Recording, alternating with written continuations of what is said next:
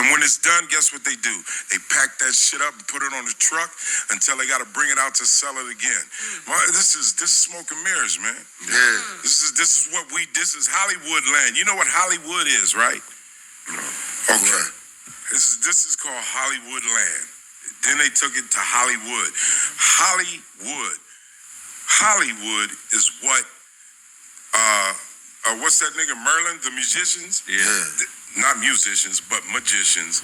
They have a wand. That wand is made out of Hollywood, from a holly tree. Hollywood. That's what they use to cast spells. That's all this is the land of casting spells. To make you think it's one thing when it's something else. If you go for it, you're a sucker. Sorry, man. I mean, they grab their chosen ones that they want to give a little money to, and he's got to be part of the ritual world. I know about the rituals that have to be done in Hollywood. And I already know I ain't up with it, so I got to try to make this what it is. You get what I'm saying? Right, shalom, I'm giving all praise unto Yabashima Shabashim Kodash, the bonus on the apostles of great milestone. And I honor you brothers that be pushing this truth is in sincerity throughout the four corners of the earth. So this is going to be a relatively quick video based on the video that we just seen there. And these are two entertainers, and pretty much they've been around for quite a while. I think both of them are, I think the youngest one is Corey Holcomb, the comedian, which he's off.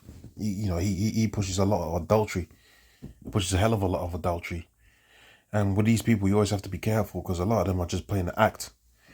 But on the surface of it, he appears to be an individual that's so-called underground. And certainly his followers reflect that of somebody that's on the underground. So, maybe some of the stuff that he says is true, but certainly the adultery stuff that he pushes out there is totally off. This guy's going to be destroyed. But every now and again, he'll have a guest on there, or he himself might make a few cute points, right? He might make a few cute points. We'll take the cute points and make a video about it. But we're certainly not pushing that type of a lifestyle that he leads. And like I said, he's 54. You can see videos of this guy when he was younger on Def Jam, and he had the buck teeth and the broken chip tooth a long time ago. And the other gentleman that you see there, which he's another funny character. He's like I think he might be of Spanish, rather more Latin American origin. The real funny individual. And I think he's a little bit older than him. I think he's in his 60s. Needless to say, they're very old in terms of industry, and they've been around for a long time. So they've seen a lot. They've seen how things go down in Hollywood, and like you said, Hollywood land. They've seen how it goes down there, and they've got a lot of experience dealing with the Eddie Reed and Matt Esau, and they're so-called. Again, like I said, you never know with these individuals. Information might come out much later on in the future, and you really find out, they was just playing a role. Like Cat Williams, it's my belief that he's just playing a role. From what I've discussed with brothers, he seems like a guy that's just playing a role. He's playing the role of the antagonist, but really he's down with the collective. That's possible. Okay, have I got proof? No, but I believe that's possible because he's got the Netflix deals now. All right, he's got all of that. He's kind of juiced in a certain type of respect. Nevertheless, these guys seem to be appearing to be against the grain, so to speak. And what we've just seen in the video is people that have actually been in the industry and been around people like, I watched the beginning of this, and this guy's been around individuals like Paul Mooney, Eddie Griffin, so-called big names in Hollywood, or at least amongst Jake. And I'm sure he's bumped shoulders with other bigger names out there within that strange place that's called Hollywood. And both of them spoke about the strange happenings that are happening there. Okay, the strange things that you have to do in order to get fame, the strange things that you have to do to make money. And the gentleman was 100% on point. The older gentleman was 100% on point when he said, listen, like, this place it's been set up to cast spells. It's not been set up for entertainment purposes, because really the entertainment that you get from Hollywood right now, it's not real entertainment. Okay, it's not real entertainment. When you see a guy like Kevin Hart doing 100 movies a year and you watch it and you feel how empty it is, you come to the conclusion that, like, how could this be entertainment? This is not entertainment. This is a particular program and an agenda that they're pushing out there. And you read between the lines, they're pushing the rainbow community onto the people. They're pushing folly right onto the people. The scripture says that folly is set in great dignity. That's a scripture that I haven't read in a long time. Folly is set in great dignity. So a guy that's just being a fool is set in great dignity. Now, when you go back in the past, especially when it comes to entertainment was a tool where you could push particular messages out there about what's happening to your people.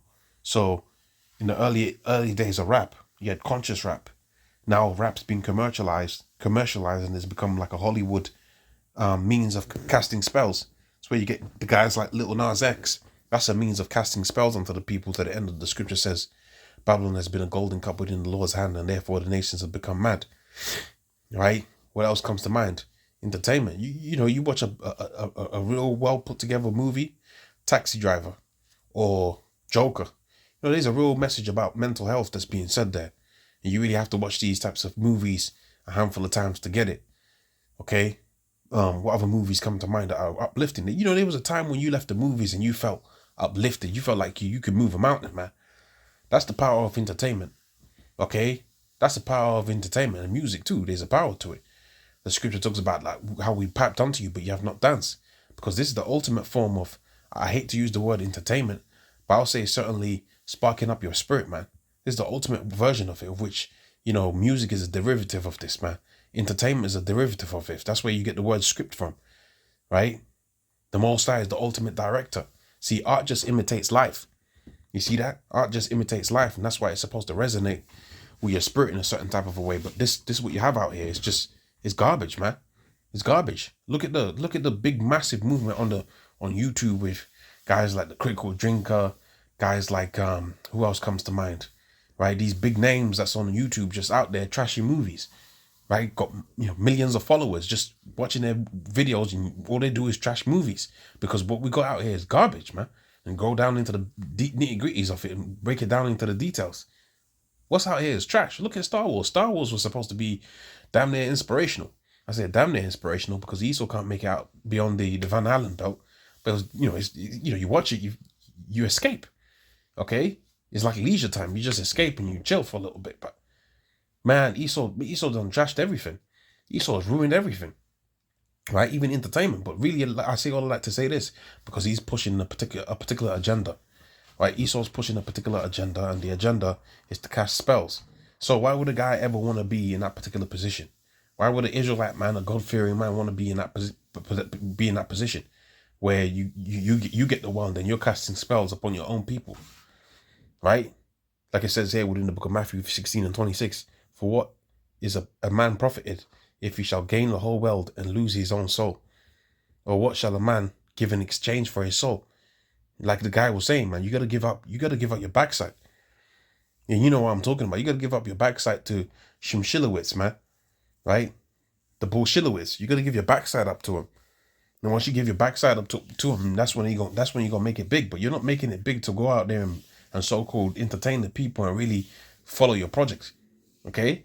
You're not really even doing that. You're gonna go out there and follow their garbage script. Man, that's a terrible way to live, man. There ain't no way to live. And we ain't with that, man. Right? All of you guys that are sold out, right, to cast spells upon the people, to be witches, low-level witches and low-level warlocks, the Most High is going to destroy you, man. Yahweh Shemashai is going to destroy you. So with that, I'm going to say, praise something about Shemashai, about Shemukwa, Kodash, the bonus, and the apostles of great millstone, and all the brothers to be pushing this truth in sincerity throughout the four corners of the earth. Shalom.